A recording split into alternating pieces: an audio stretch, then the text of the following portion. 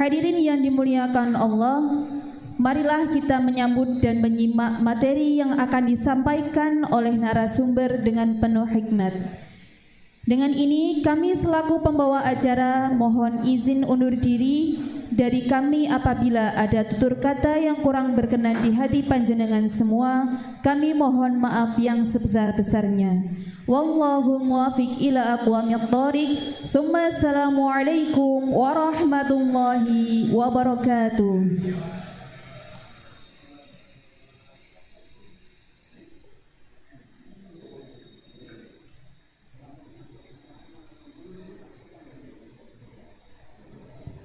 Kepada narasumber kami persilahkan naik ke panggung.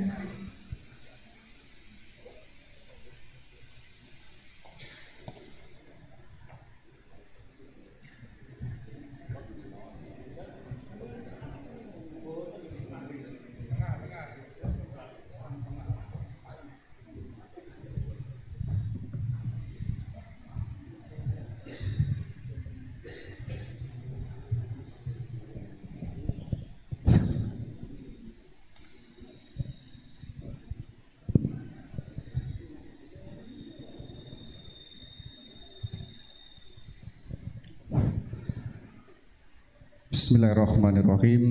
Assalamualaikum warahmatullahi wabarakatuh.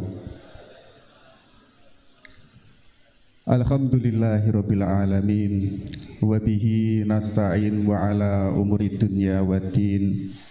Salatu wassalamu ala asrofil anbiya'i wal mursalin Sayyidina wa maulana Muhammad wa ala ali Sayyidina Muhammad. Asyhadu an la ilaha illallah wa asyhadu anna Muhammadar Rasulullah. Raditu billahi robba wa bil islami dina bi Muhammadin nabiyya wa rasula. Rabbi zidna ilma waryuhna fahma. Amin amin ya Allah ya rabbal alamin. Allahumma rizukna ya Rabbi fahma nabina wa khifdal mursalin wa ilhamal malaikatil muqarrabin. Oke, baik, yang saya hormati dan yang saya takdimi, Romo Dr. Honoris Causa Kiai Haji Soktib Hamzah selaku pengasuh Pondok Pesantren As-Shadiqiyah, dan ingkang kula hormati Gus Ulil Absor Abdallah, alhamdulillah yang pada siang hari ini sudah hadir di tengah-tengah kita, yang nanti pun juga akan menyampaikan diskusi yaitu terkait fikih hadaroh atau fikih peradaban. Dan juga yang saya hormati dan yang saya takdimi Bapak Kiai Ahmad Ismail MAG Mhum. Beliau selaku Dekan FITK yaitu di UIN Wali Songo Semarang. Jadi saya ini juga dulu 2 tahun yang kemarin itu pernah menjadi mahasiswanya beliau. Jadi beliau kalau ngajar itu kalau ada mahasiswanya presentasi kok enggak menarik, Pak Yai Ismail niki tinggal tidur. Jadi bangun-bangun presentasinya sudah selesai. Tapi alhamdulillah satu-satunya mahasiswa yang menjadikan Pak Ismail ini enggak tidur itu hanya saya. Oke, mohon izin Pak Yai. Dan yang saya hormati Pak Kiai Nadif, alhamdulillah juga pada siang hari ini sudah hadir di tengah-tengah kita untuk membedah yaitu terkait fikih siasah negara dan bangsa. Oke, pertama-tama kita panjatkan puja dan puji syukur kehadirat Allah Subhanahu wa Ta'ala, di mana pada siang hari ini, tepatnya pada hari Jumat, kita bisa bareng-bareng, kita bisa tatap muka, yaitu di Komplek Ponpes As-Shadiqiyah, yaitu tepatnya di lantai 3 SMP IT As-Shadiqiyah.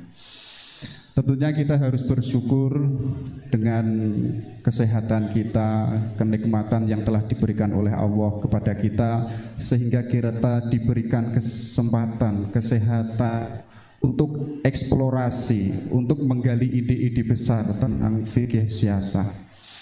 Yang kedua, sholawat serta salam kita haturkan kepada Kanjeng Nabi Muhammad Sallallahu Alaihi Wasallam, yang mana hadirnya beliau dengan risalahnya yang mulanya itu peradaban yang gelap, di mana para suku-sukunya itu pecah-pecah dan semuanya itu saling perang satu di antara yang lainnya. Tapi dengan hadirnya Kanjeng Nabi ini, NU bisa melanjutkan risalahnya Kanjeng Nabi, yaitu membangun peradaban yang cerah, yang mencerahkan terutama di Indonesia.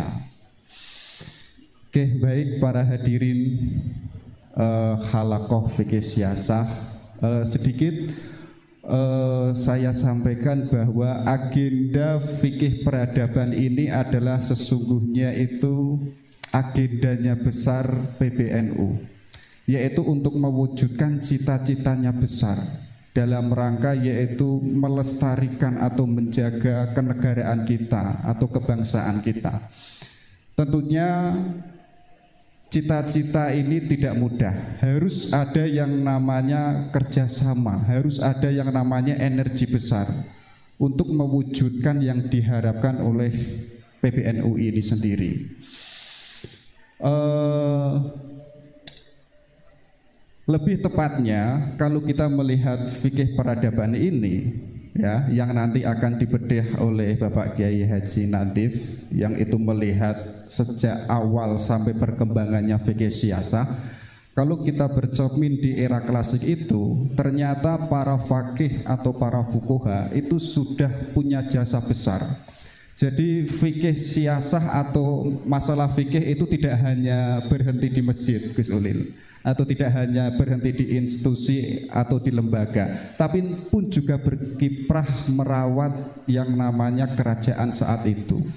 Dan kita melihat para cendekiawan, para intelektual itu satu padu dengan penguasa saat itu.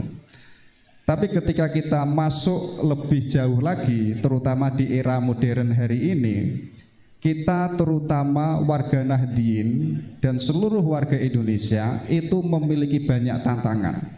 Jadi tantangan kita di era modern itu tidak hanya teknologi dan media, ya, tapi tantangan yang itu menjadi perang pemikiran itu adanya isme-isme atau pandangan-pandangan orang Barat yang itu masuk ke dunia Islam.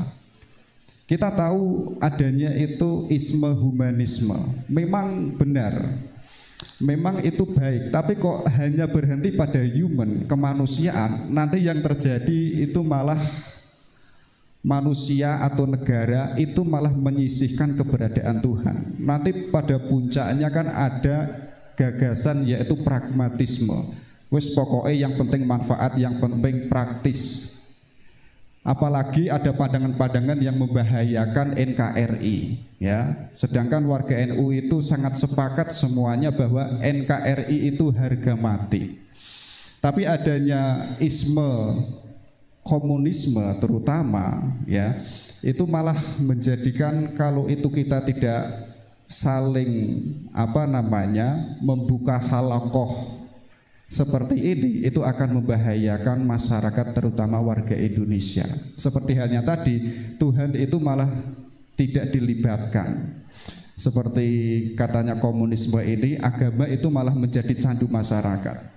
Kalau kita tarik pada diskusi halaqah ini, akhirnya fikih siasah itu malah menjadi candu masyarakat, dan itu tidak kita inginkan, terutama sebagai warga Nahdien.